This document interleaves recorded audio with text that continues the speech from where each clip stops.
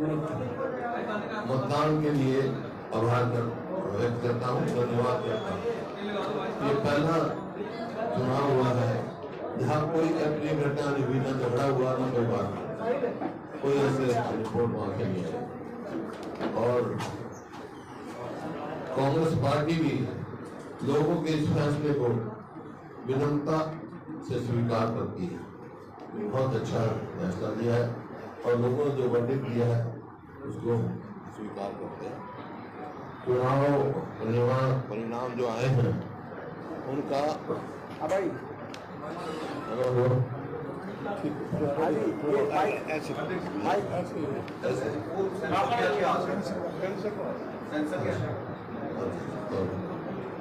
चुनाव परिणाम का संदेश साफ है कि लोगों ने प्रदेश में परिवर्तन का मन बना लिया है और कुछ ही दिनों के बाद कांग्रेस सरकार बनाना चाहती है।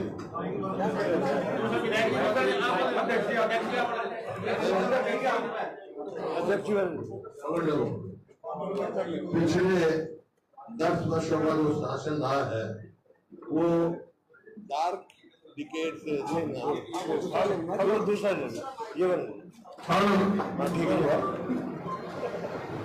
और पिछले जो 10 साल रहे हैं वो डार्क डिकेड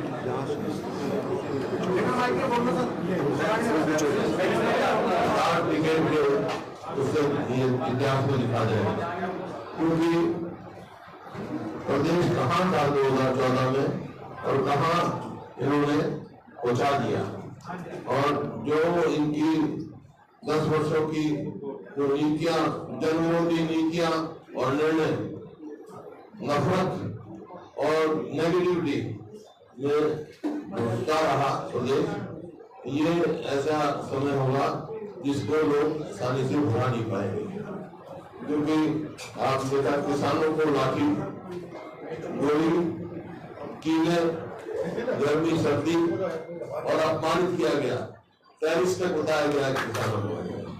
इसी प्रकार से जो चुने हुए प्रतिनिधि जिनको छोटी सरकार कहा जाता है, सरपंचों को लाठियां, इसी प्रकार से जो हमारे विश्व में जो मेडल लेके आई हमारी पहलवान बेटियों को अब तक न्याय नहीं मिला, उनके साथ व्यवहार, कर्मचारी, आशा वर्कर, आंगनबाड़ी वर्करों पर लाठियां, बस 3 ही काम इस सरकार ने किए हैं।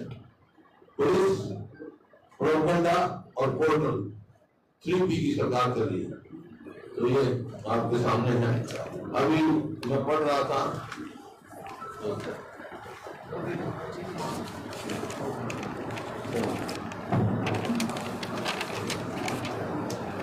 जैसे 100 गज के फ्लॉट की बात थी, 100 गज के फ्लॉट की हम कह रहे हैं कि बड़ी फोटो खिंचा रहे हैं, बड़ी फोटो खिंचा रहे हैं। ये जो है हमारी जो स्कीम थी उस स्कीम का पार्ट है और 10 साल के बाद इनको याद आया ये ऑलरेडी जो है चीन प्लॉट थे, इनको पोजीशन देना चाहिए। 10 साल तक क्या करते रहे, जैसे भी हमारी सरकार गई ये 100 गज की प्लॉट वाली इन्होंने बंद कर दी।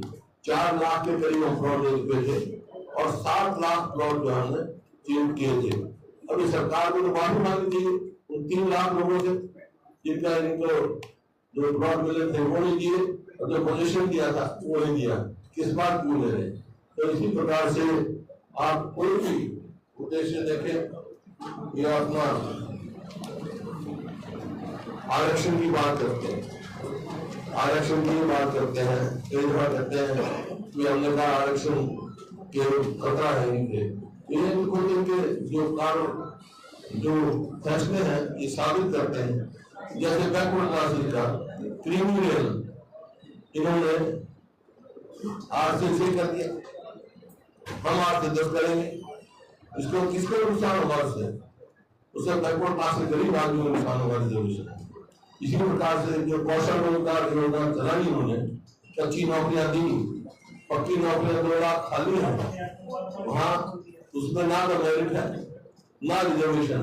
एक फैसला ऐसा कर रहे हैं जो रिजर्वेशन के खिलाफ उन्होंने फैसला लेने का काम किया है। ये आपके सामने। और प्रदेश को बेरोजगारी में, महंगाई में, अपराध में और नशे में की तरफ मोड़ दिया, जो आज हर आदमी से चिंतित है। आज जो है बेरोजगारी के ऊपर कितने ही आप देखो, और प्रदेश को डेट ट्रैप में डाल दिया। तो ये इनकी फाइनेंशियल पोजीशन हमारी रेवेन्यू रिसीव्ड 1,16,639 है इनकी, और रेवेन्यू एक्सपेंडिचर जो है 1,34,456 है। रेवेन्यू डेफिसिट जो है 17,817 24-25 का जो है, विच मीन्स स्टेट की इनकम सफिशिएंट नहीं है डे टू डे एक्सपेंडिचर को मीट करने के लिए। गवर्नमेंट जो है इंटरनल डेट जो है वो 67,163 पेश किया है, उसमें से अब लेंगे 67,163 लेंगे इंटरनल डेट, और उसमें जो है रीपेमेंट विद इंटरेस्ट जो है वो 64,220। तो कहाँ विकास की गुंजाइश रहेगी? मतलब जो कर्जा वापस देने के लिए कर्जा ले रहे हैं। इसी प्रकार से जो है 2024 में गवर्नमेंट को अगर जो उन्होंने बजट दिया था वो पूरा करना है तो 20,000 करोड़ और लेना पड़ेगा। तो ये एक संकेत है कि हम तरफ से जा रहे हैं और फाइनेंशियल क्राइसिस की तरफ जा रहे हैं प्रदेश में। ये नहीं तो बात की बात करें, इसके द्वारा धन्यवाद और अब ये इतिहास के अखबार में है कि प्रदेश के 182 कॉलेज प्रोफेसर 7,986 मतलब मोर देन 50% पोस्ट खाली है। वैसे 50% लगी 4.5 लाख के करीब हमारे अप्लाई है, तो 4 लाख जिसमें 2 लाख खाली जो सेक्शन पोस्ट है। तो ये दर्शाता है सरकार को कि इसके डायरेक्शनलेस गवर्नमेंट, और ये मुख्यमंत्री के ये ध्यान आना कि मैंने बनते ही ये कहा, इसका मतलब इन्होंने एक्सेप्ट किया 10 साल तक पिछली सरकार ने कुछ नहीं किया। अब क्या क्या कहाँ सफरिंग हुई कोविड में देखा आपने। असेंबली में मैंने सवाल किया था, उस टाइम सरकार ने कहा कि ऑक्सीजन की कमी से कोई डेथ नहीं हुई, याद होगा आपको। और उस टाइम ये माना था कि हम हर सिविल सर्जन से रिपोर्ट लेंगे। आज तक जितने घोटाले हुए हैं SIT बनाते हैं और आज तक कोई वो नहीं होती। खैर एनीहाउ जो रिजल्ट जो है बहुत अच्छा आया है। जितना रिजल्ट आया है हमारा इंक्रीज जो हुआ है अलायंस का वो तकरीबन 20% करीब है। अलायंस का 18% इंक्रीज हुआ है। 19.2%।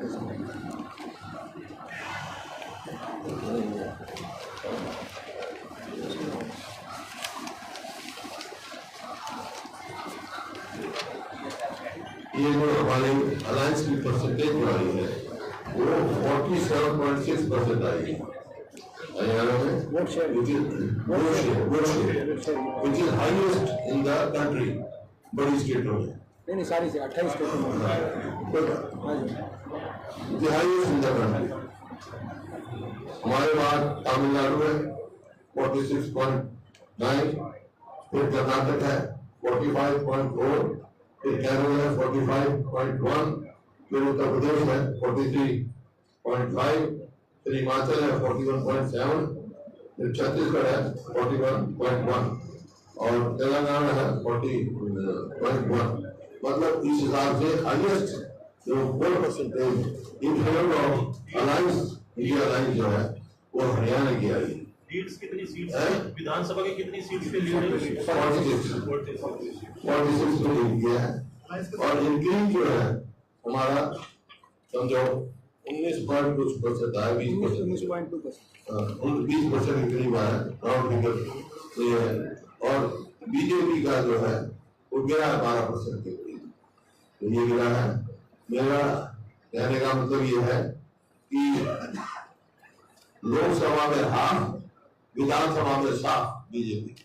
लोकसभा में तो हाफ हो गई, 10 की 10 में 5 आएंगे, विधानसभा में साफ हो जाएगी। ये कहने का मेरा मतलब। बाकी अमरदेव जी अपना कार्यक्रम बताएंगे, आपके जिससे भी सवालों का नाम बताए ना तो हम जवाब देंगे। सर ये आपने जो परसेंटेज बताया ये कितना था इंडिया का गठबंधन वाला? इंडिया का 47.62 है।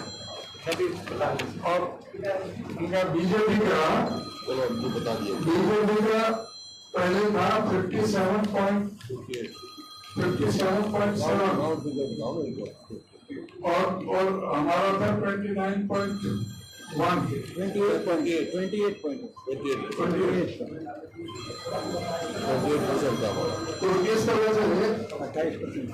तो इस तरह से हमारा 19.5% वोट शेयर बढ़ा है और उनका 12% घटा है। हर पार्लियामेंट क्षेत्र में हमारा इंक्रीज आया है। अम्बाला में भी 18% बढ़े हैं, माइनस बीजेपी जो -11, और भिवानी में 21% बढ़े हैं, फरीदाबाद में 20.3% बढ़े हैं, गुड़गांव में 11.6, हिसार में 33% बढ़े हैं, करनाल में 18, कुरुक्षेत्र में 17.9, रोहतक में 16.4, सिरसा में 24.7, सोनीपत में 11.4। ये हमारा इंक्रीज हुआ है। और इसी तरह बीजेपी का डिक्रीज जो हुआ है, अम्बाला में 11.1 और भिवानी में 13.8, फरीदाबाद में 15.1, गुड़गांव में 10.4, हिसार में 7.9, करनाल में 15.8, कुरुक्षेत्र में -11%, रोहतक में 11.9, सिरसा में 17.8 और सोनीपत में 5.1। ये डिक्लेयर हुआ है। और सीटों के मामले है तो वो 79 पर उन्होंने लीड किया था, अब 44 पर है। हमने 10 पर लीड किया था, अब 46 पर है, 1 पर जेजेपी। 79 पर लीड किया था, 46 पर रह गए थे। ये अच्छा में 20% ज्यादा बढ़े 10 के 10 पहले 19 में तो 19 में जो ये है ये आप पकड़ लो जी। एक बार थोड़ा सा अटल जी ये 19 में तो ये हमारी बीजेपी जो है इसमें और कांग्रेस नीले में है। और 24 में आ जाओ ये नीला है और बीजेपी पीला है। दोनों कंपेयर करो। आप कोई टारगेट दे रहे हो सर? आप विधानसभा का कोई टारगेट दे रहे हो? मैं तो दिया बीजेपी साथ और तो कोई मुकाबला है नहीं। देखो मुकाबला तो कांग्रेस और बीजेपी में, वहां भी मैंने जो पूछा था सवाल और ये चुनाव में सिद्ध कर दिया। वो कह रहे जी और भी पार्टियां हैं यहाँ, उनका मुकाबला तो कांग्रेस का बीजेपी का है, उन पार्टी का मुकाबला तो नोटा से है। नोटा जितनी वोट आई जितनी वोट आई उनकी और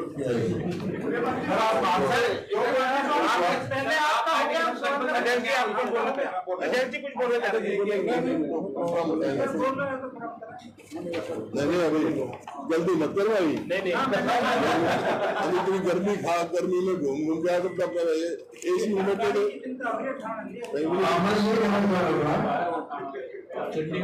इन्होंने अभी रिजल्ट आते ही बिल्कुल बेतहाशा निराशा में इन्होंने कदम उठाने शुरू किए। जिस तरह से हुड्डा साहब ने जिक्र किया था प्लॉटों का, इन्होंने 10 साल में एक सिंगल प्लॉट किसी को कोई अलॉट नहीं किया, जिसके अभी कब्जे देने की बात कर रहे थे। इनको माफी मांगना चाहिए कि जो कब्जे उस समय नहीं हो पाए थे उनको कब्जे देने की बजाय तुरंत इन्होंने आते ही सत्ता में उनको रोक दिया था कब्जा लेने से। और अब जब चुनाव 2 महीने बाद 3 महीने बाद चुनाव है तो अब ये ड्रामा कर रहे हैं कब्जा देने का। कब्जा तो ये 9.5 साल पहले दे देने चाहिए थे। जो इन्होंने 9.5 साल पर रुके हुए हैं, इनको वो सभी समाज से जो गरीब आदमी थे उनको इस सरकार को माफी मांगना चाहिए। और अब ये दूसरी बात कह रहे हैं कि प्लॉट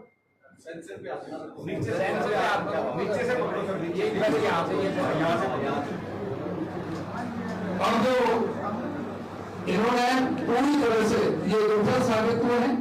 अब नए प्लॉट देने की बात कर रहे हैं, कोई योजना नहीं है, बगैर किसी योजना के ये सब लोगों के साथ धोखा है। और इन्होंने आज ये कहते हैं परिवार पहचान पत्र को, जो प्रॉपर्टी आईडी को, जो बात कर रहे हैं पोर्टल को, इन्होंने सैकड़ों करोड़ जनता का स्वाहा कर दिया और एजेंसियों को देने में। और उसी दिन से सारे मीडिया में, अखबारों में सब जगह आ रहा है कि 90 से 95% वो आंकड़े सब जगह गलत पाए गए हैं। उनको सजा देने के बजाय, उनके लाइसेंस रद्द करने के बजाय उनको कुछ किया नहीं इन्होंने, और अभी ड्रामा कर रहे हैं कि हम उनको तुरंत सही करें, तुरंत सही करें। भाई 9.5 साल से क्या कर रहे थे? इन्होंने ये पूरी तरह से साबित कर दिया कि 9.5 साल पहले जो सरकार चली वो पूरी तरह से विफल सरकार थी, जो पूरी तरह से फेल साबित हुई। चाहे वो आर्थिक पहलू पर ले लें, चाहे वो लॉ एंड ऑर्डर पर ले लें, चाहे अनएम्प्लॉयमेंट पर ले लें, या सारे जो मुद्दों पर वो सरकार विफल साबित हुई है। और अभी हम जो है पूरी तरह से सरकार को बेनकाब, जिस तरह से हमने पार्लियामेंट के इलेक्शन में किया, अब हमारे जो मुद्दे हैं सारे प्रदेश के, हमारे इलेक्शन मैनिफेस्टो कमेटी हमारी मीटिंगें चल रही हैं। हमने जो 10 संकल्प किए हैं उनके अतिरिक्त जो और जो प्रोग्राम होगा वो इलेक्शन मैनिफेस्टो में तय होकर के वो आपके सामने रखेंगे। अभी हमने सभी जो जिलों में हमने कार्यक्रम रखा है, सभी कार्यकर्ता सम्मेलन करने का, और कार्यकर्ता सम्मेलन के बाद में फिर हम विधानसभा स्तर पर जाएंगे। तो जो भी हमने कार्यक्रम तय किए हैं, हमें 16 तारीख को संडे को सबसे पहला प्रोग्राम 11 बजे हमारा करनाल में है और 3 बजे हमारा कुरुक्षेत्र में। 21 जून को सोनीपत में 11 बजे और पानीपत में 3 बजे। 22 जून को जींद में 11 बजे, कैथल में 3 बजे। 23 जून को अंबाला में 11 बजे, यमुनानगर में 2 बजे और पंचकुला में 4 बजे। 28 जून को फरीदाबाद में 11 बजे, पलवल में 3 बजे। 29 जून को दादरी में 11 बजे, भिवानी में 3 बजे। 30 जून को नारनौल में 11 बजे और रेवाड़ी में 3 बजे। 7 जुलाई को नूह में 11 बजे और गुरुग्राम में 3 बजे। 12 जुलाई को सिरसा में 11 बजे, फतेहाबाद में 3 बजे। 13 जुलाई को हिसार 11 बजे और 14 जुलाई को रोहतक 11 बजे और झज्जर 3 बजे। इस तरह से अभी हम सारे जिलों में कार्यकर्ता सम्मेलन करेंगे और उसके बाद में जो विधानसभा स्तर पर जो आगे का जो कार्यक्रम है वो आगे हम आपको बताएंगे। हम सब जगह जो सारे सरकार को पूरी तरह से जो गलत इनके इरादे हैं उनको हम एक्सपोज करेंगे। ये सरकार पूरी तरह से विफल साबित हुई है। जो पन्ना प्रमुख की बात कर रहे थे, जितने भी प्रदेश अध्यक्ष रहे इनके तीनों 50-50 हजार से 45 हजार से सारा जनता ने पन्ना प्रमुख के पन्ना ही फाड़ करके फेंक दिए। और जो मौजूदा मुख्यमंत्री, जो मौजूदा प्रदेश अध्यक्ष हैं भारतीय जनता पार्टी के, वो अपने बूथ से भी आ रहे हैं, अपने गांव से भी आ रहे हैं, अपने विधानसभा से भी आ रहे हैं। तो ये पूरी तरह से जो इनको पूरी तरह से एक्सपोज इनको कर दिया जाता है। देखिए, तो ये जैसे उन्होंने कहा अनाउंसमेंट कर रहे हैं। अनाउंसमेंट क्यों कर रहे हैं? कि अपनी सरकार बचाने के लिए और अपने विफलताएं छुपाने के लिए। लेकिन लोगों ने फैसला कर दिया, इनको जनता करने का फैसला कर दिया। क्योंकि आपने देख लिया, जिन दिन वोट हुआ उसी दिन तोड़ बढ़ा दिया, महंगाई बढ़ा दी। उसी दिन से रात को बिजली नहीं आती, पानी की गाँव में बिजली नहीं आ रही, बिजली लेते जामिया गाँव जिन गाँव में गया तो 2000 मेगावाट की मेगावाट की कमी है। 1 यूनिट बढ़ाई नहीं 10 साल में। किया क्या है? 1 मेट्रोवॉल पोल लगाया नहीं, 1 यूनिट बिजली बढ़ाई नहीं। अब कह रहे हैं 2000 मेगावाट हम हमारे गवर्नमेंट बाहर से देंगे। क्यों नहीं रहा कि यमुनानगर का जो थर्मल प्लांट सैंक्शन हमारे टाइम का है एक्सटेंशन, वो नहीं उसके कोई कार्रवाई की। तो कहीं भी एक भी ऐसी जगह नहीं है, कोई बड़ी यूनिवर्सिटी नहीं लेके आए, कोई इंस्टीट्यूशन नहीं लेके आए, जो ऑलरेडी है वही खराब करके मेट्रो को नहीं लगाया इन्होंने, कहीं रेलवे लाइन बिछाई नहीं, कुछ भी कहीं भी उपलब्धि नहीं है। आपके टाइम में कितने प्लॉट दिए गए थे? आपके टाइम में कितने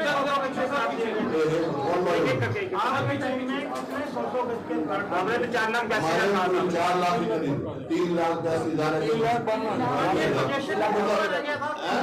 पोजीशन कितनों का रह गया था? सरकार आपने जितने भी प्लाट दिए उनका पोजीशन भाई दीदी को एक आदमी पंचायत में कोई उड़ा हो जाएगा तो पोजीशन पड़ जाएगा, उनका पोजीशन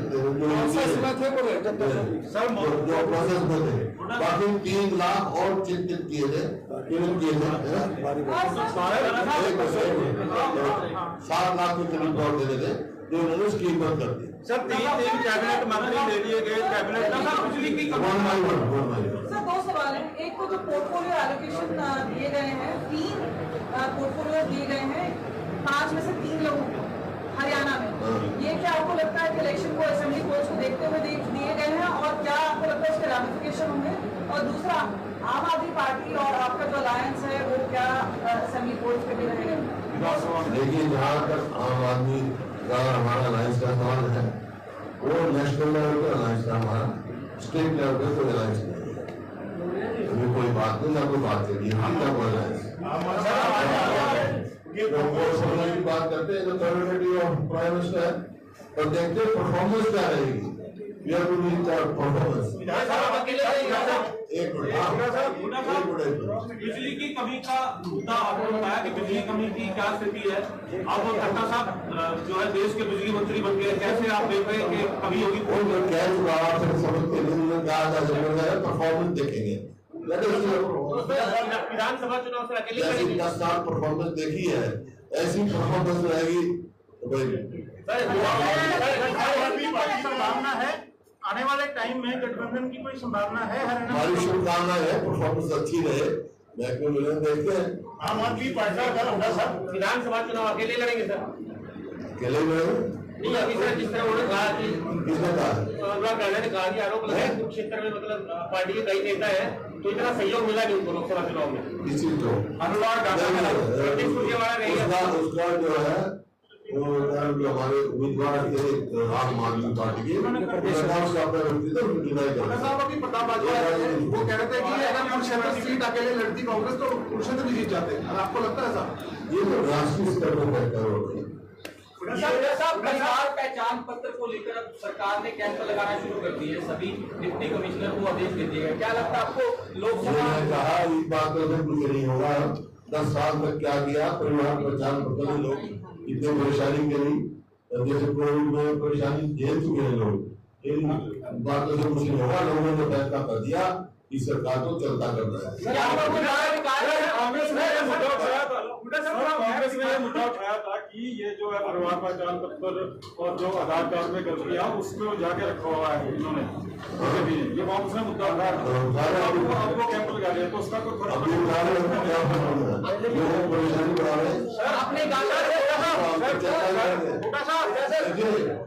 ये जो जमीन के हैं उनको बाकी चलता करेंगे, जरूरी बीसी और एससी वोटर जो बीजेपी का कभी समर्थक हुआ करता था वो छिटक कर कांग्रेस की तरफ आ गया है, तो लग रहा है कि ये कांग्रेस की नीति, कांग्रेस को 36 बरादरी की वोट मिली है, सब कांग्रेस को पूरा सहयोग मिला है, चाहे एससी हो, चाहे ओबीसी हो, चाहे और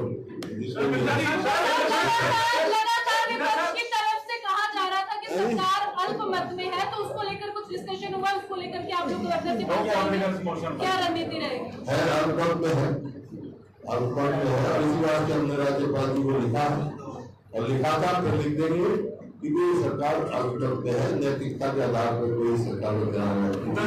assembly should be devolved to stop horse trading.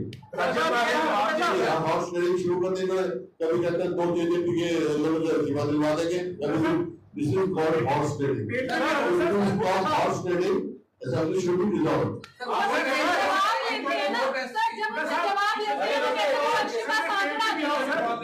एक पीछे से जो आम आदमी पार्टी का और आपका समझौता था, उसके माध्यम से अब जो आम आदमी पार्टी के सारे जो वर्कर हैं वो कांग्रेस पार्टी में शामिल होने को आतुर है। सुशील गुप्ता भी क्या आपकी पार्टी में शामिल होने के लिए आ रहे हैं?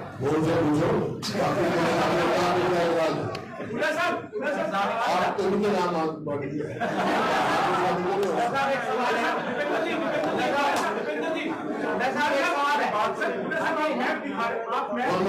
आप मैप दिखा रहे थे सर की 2014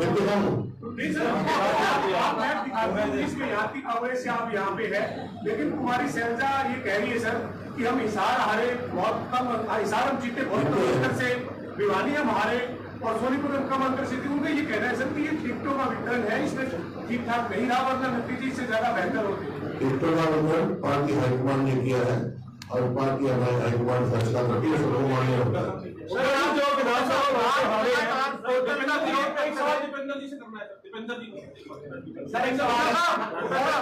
मेरे खत्म कर लो।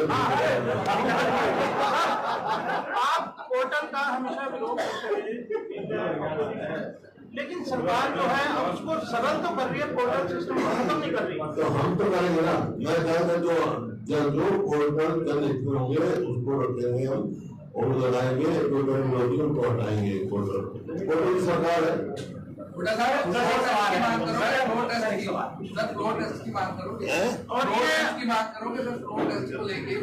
अगर गवर्नमेंट मेजोरिटी में है, रखी है, इमीडिएट इलेक्शन भी कर रखी है। अब वो कांग्रेस साहब है, अभी मैं बयान पढ़ रहा था, किसी का आया था कि भाई अगर वो है तो opposition should parade before the governor. What is opposition? Governor should parade the majority before the governor. वो लेके आए वहां।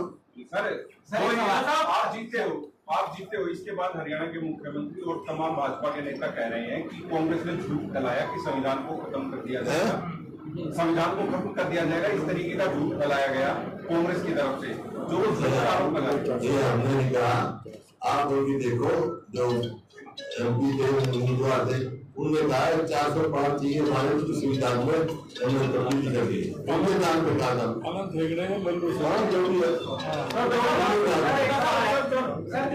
जो अभी लोकसभा में परफॉर्मेंस आई, जो लोग अपने आप को टिकट का दावेदार मान रहे हैं, जो भी चेहरे पे दौड़ लगा रहे हैं, तो क्या उनके जो इनके इलाके में जो नतीजे आए हैं वो भी एक पैमाना रहेंगे आने वाले? 2 सीटें हार गए, हमारा पैमाना वही रहेगा जो लोकसभा में था, जो जीतने वाला होगा उसको टिकट दी जाएगी।